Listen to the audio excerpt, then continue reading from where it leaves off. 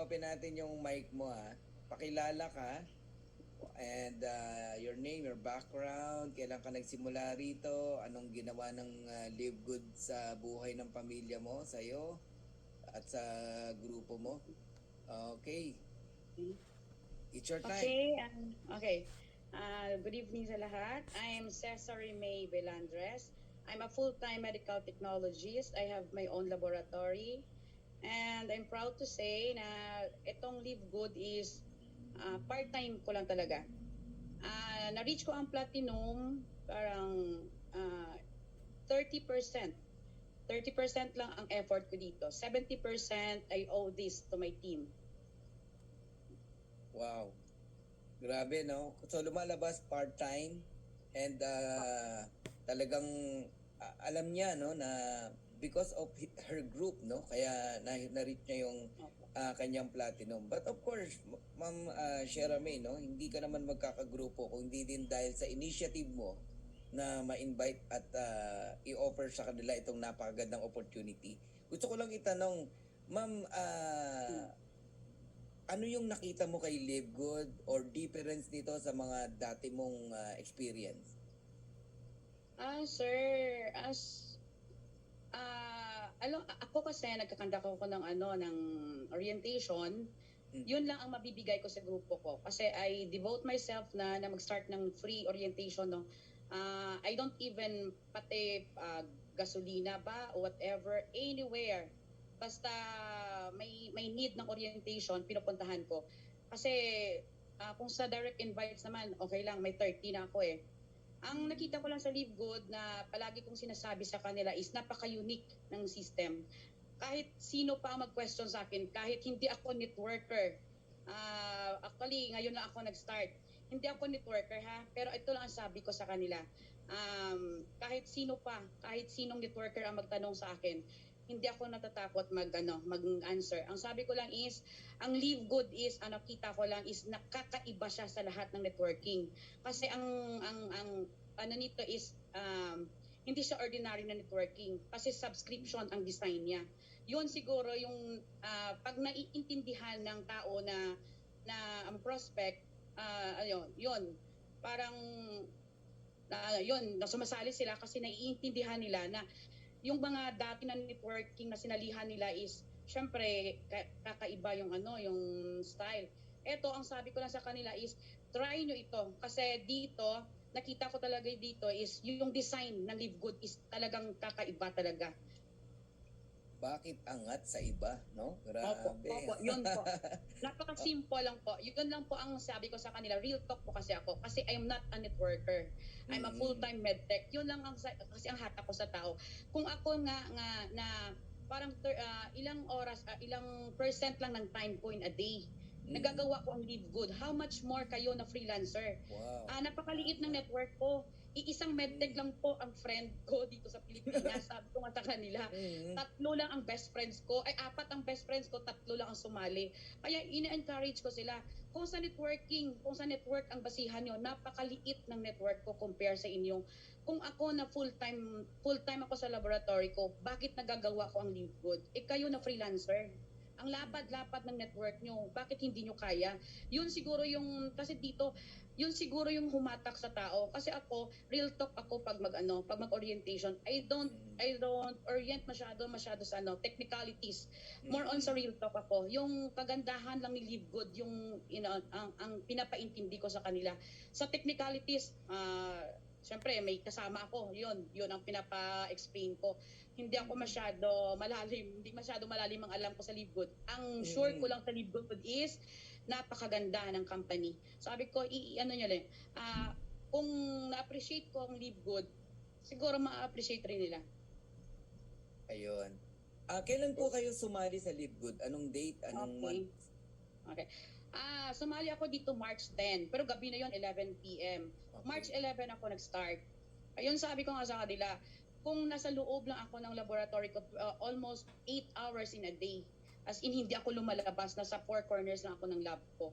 Sabi ko, nakapag-generate ako ng income na from March 11 to April, end ng April, Naka 152,720 Wow. ako. Full time ako na nag-work. Wow. Yun ang sabi ko sa mga tao dito. Bakit, kumbaga, ano pa ba ang need ko? Ano pa ba ang need na proof na makita nyo?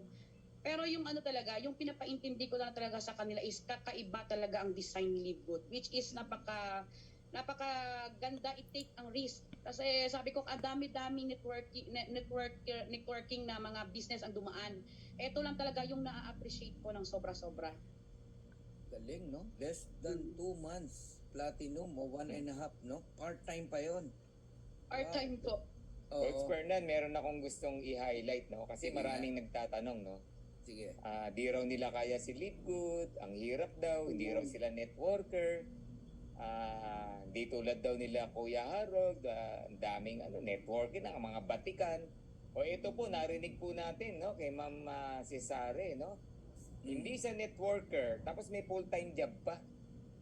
Okay? So, ang nakita Konti kong kaibigan. ang nakita kong reason why she became a platinum. Number one, alam niyo kung ano? Napansin ko kay Ma'am Cesare, yung confident niya sa company. Believe. Yan po. Minsan, kung ano-ano iniisip nating magic to do the business, ang problema lang pala yung how confident you are to share the business. Yan po. Diba? So take note nyo po yung sinabi ni ma'am, no? Real talk lang. Real talk lang. Okay? So, pero siyempre, pinag-aralan pa rin niya si Livegood. Basic lang naman po si Livegood. Kung everyday kang nakikinig, alam mo na to eh. No, nothing complicated. Sabi nga natin, simple and lucrative, di ba? So, yung confident, napakalaking pong factor. Third, ang Livegood po talaga, pag tinrabaho mo, talagang magra-rank up ka. Nakadesign siya talaga, very achievable. Okay? Kaya sa mga namomroblema dyan, wala pa raw siyang recruit, ginawa na raw niya lahat, ano ba yun? Try to evaluate. Baka naman ang kulang, yung sarili mo, hindi mo pa nare-recruit. Di ba? Recruitin mo muna sarili mo, meaning, ikaw ba kumbinsido talaga na maganda si Livegood, madali ang Livegood, okay si Livegood, kikita ka sa Livegood. Baka yun, wala pa sa utak mo eh. Kaya hindi ka nag-grow, kaya hindi ka makarecruit, kaya hindi ka nagra-rank up. Tama po ba? So yun yung isa, no, sa tingin ko. No, kaya sana, Yes, no, yun pa lang na sinasabi mo na hindi ka networker, yung confident wala eh. So talagang hindi ka makaka-recruit. Ganun siya. Well said, Coach Ferds. Oo. Grabe. Si Sarah May, eto gusto kong marinig sa'yo at sa marinig ng lahat, no? Ano sa tingin mo ang strength ng grupo mo and ano yung regular na ginagawa nyo kaya na-reach mo yung position na yan, yung platinum na yan at nag-gold yung mga iba mong leaders, nag-silver sila. Ano yung regular na ginagawa nyo kaya narating mo yan? Okay. First, sir, yung ginamit ko muna yung laboratory ko kasi Monday to Saturday may trabaho kami. Sunday, bakante yung lab. Nag-conduct ako ng 3 series ng orientation sa laboratory ko. Sabi ko nga sa tao, dito muna tayo kahit maliit ang place, imbes na ibayad ko sa place, ipapakain ko sa inyo. Ang ginawa ko lang is 3 sunod-sunod na orientation. And then yung empowerment lang, in-empower ko lang yung mga naunang sumali. Tapos, along the way, ang nakita ko lang is yung support. Kasi tama yung sabi mo, sir, pag confident yung nag-i-invite, it radiates naman eh. Pag confident ka bilang tao, magra-radiate yan. Kasi ako, sir, ako talaga, hindi ito sa nagmamalaki. Yun lang ang, kaya nga, ini-invite nila ako mag-orient. Pag hindi nila kaya, pag medyo matiga, medyo ang tao, hesitant, tinatawag nila ako. Kasi sabi ko, real talk talaga. Kasi ang sabi ko lang sa tao, napakasimple ng system. Sabi ko, what is 3,000? Ito lang yung palaging sinasabi ko. Sabi ko, what is 3,000? Ang punto ko lang dito is, bigyan mo ng pagkakataon yung 3,000 mo kung saan kadalhin ng 3,000 mo. Ang dami-dami nating lugi na nadaanan. Pero sabi ko, huwag kayong magsara ng door. Kasi yung may mga tama rin na dumarating. Ayun yun ang palagi ko nang sinasabi. Real talk kasi ako, ayoko ng masyadong technical. Sabi ko lang, ang technicalities along the way, matututunan natin yan. Parang profession ko lang yan sa medtech. Yung parang ang machine, matuturo sa amin yan. Pero yung principle behind is nandoon, naka-embed na talaga sa pagkatao mo yun. Kaya sabi ko naman sa mga members ko, be confident lang. Pag ayaw, wag pilitin. Ako, pag ayaw ng tao, sir, hindi ako sumasama ang loob. Nakasmile pa rin ako kasi sabi ko, sir, nakalagay talaga sa utak ko, ngayon hindi ka sumali, pero I bet next day sasali ka talaga. Yun talaga ang pinaka-mindset ko. Kung ngayong araw hindi kita napasali, next day talagang 100% mapapasali talaga kita. Yun ang mindset ko. It radiates naman eh. Sabi ko, be confident lang. Kasi ang company natin is napaka galing ng company natin. Wala ditong walang overhyping. Wala tayong tinatago. Wala ditong OA na dapat natin need itago. Dito is napaka-honest lang. Napaka-simple ng mga members lang namin. Ang ano ko lang, siguro ano ko lang sa mga members ko is yung nag-orient ako anytime, kahit busy ako sa laboratory, pag tumawag sila ng backup, nandyan ako palagi naka-backup sa kanila. Yun lang talaga. Sabi ko, yan lang ang mabibigay ko sa inyo kasi yan ang way ng papasalamat ko na nag-rank up ako. Sa napakaliit ng, kumbaga, ng ambag ko na maging platinum. Parang sabi ko nga talagang sinasabi ko, 30% lang yung effort ko dito. 70% I owe this sa baba ko. Kasi sila ang nakikita ko eh. Kasi sabi ko, pag ang tamang leader naman kasi pag tama yung pagdala mo sa baba mo, talagang talaga sila. Susunod talaga. At ano ko lang man, sir, ang mga networker sa baba, sir, yun, ang laki ng utang ko sa kanila. Sila kasi yung mas tinuturuan nila ako kung paano i-strategize. Ako kasi wala man ako sa strategy, wala akong alam yan eh. Ang ano ko lang talaga, siguro it's one way, thankful rin sila na naging apply nila ako kasi ang gift ko lang talaga is to talk. Yun lang siguro ang maambag ko sa kanila. Ito lang siguro ang gift ko, pero yung sa strategy yan, yun, nagpapaturo pa ako sa mga downlines ko. Ang galing, no, Cuthbert? Galing. Nakakatawa, oo. So, Teamwork. may kasama pa rin talagang Cuthbert, no? Sipag, no? Action. Kaya narating Saka yung humility. Tingnan mo, upline, yan nagpapaturo sinasabi. sa downline, di ba? Downline niya, oo. Oo, ganun dapat. Excited lang ako, no? Mga ilan nang umaattend sa lab, laboratory Okay. plate nyo pagka nagpe-present kayo.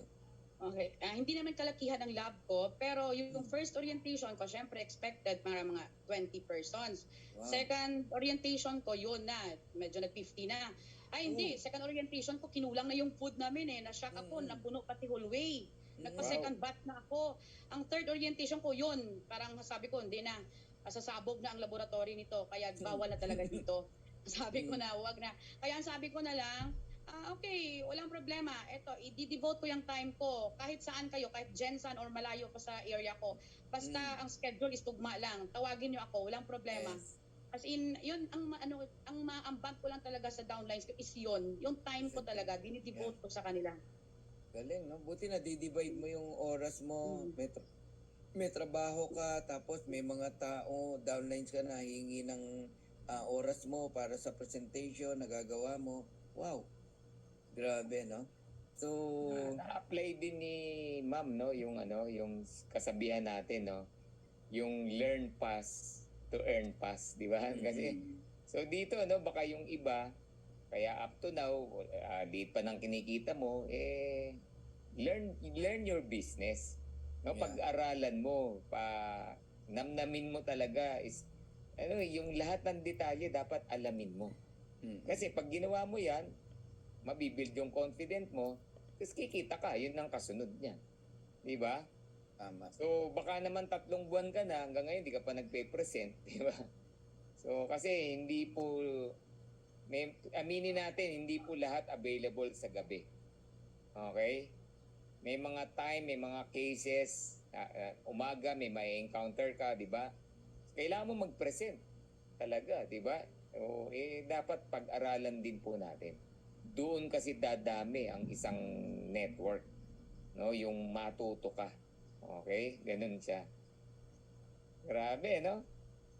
So nagawa ng isang hindi networker, how come na hindi mo magagawa? Lalo na kung networker ka. Correct. Yun. Okay, so congratulations. No? Ma'am, saan kayo sa Mindanao?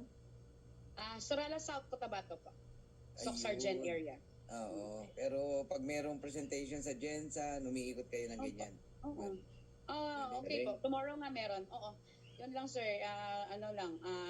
Basta ako, thankful ako sa team. Yung downlines ko dito, kung sino man ang nanonood, thank you. Madami Hindi ko po, lahat marami pong pasalamatan. na... As in, Yeah. thank you.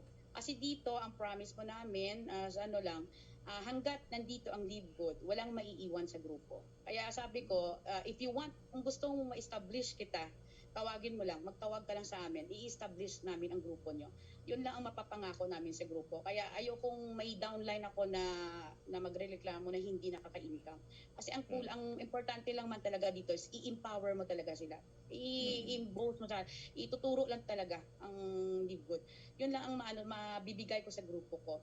Kaya thank you rin po. At least thankful rin ako sa nag-invite sa akin to Ma'am Salve Dime, yung taga Lake Cebu na teacher. This time, magpapasalamat ako sa kanya kasi siya yung nag-invite sa akin. Hindi ako nandito kung wala sa confidence niya na i-invite ako.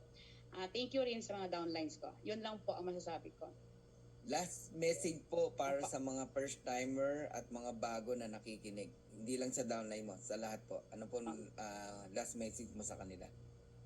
Ang message ko sa mga papasok pa lang is simple. Nasa pioneering stage tayo. Ito ang palagi kong rin sinasabi sa orientation. Kung ang mga networkers pumapasok na dito, yan, pag pumasok ang isang networker, alam mo na yan. Ibig sabihin yan, may nakita yan na unique. Sabi ko, pioneering ang company. Walang dapat ikatakot kasi ang company natin is the best at saka pioneering. Ang sabi ko lang is dito ko napatunayan talaga ang saying na time is gold. Depende na sa iyo yan kung paano mo. Sabi ko sa mga prospect ko, time is gold dito. Kahit oras lang, napaka-importante dito. Sabi ko, if you want change, sabi ko sa financial mo, kung ano man ang status ng financial mo, kung gusto mo magka-financial breakthrough, why not try dito? What is 3K? Yun ang palagi ko sinasabi. What is 3K?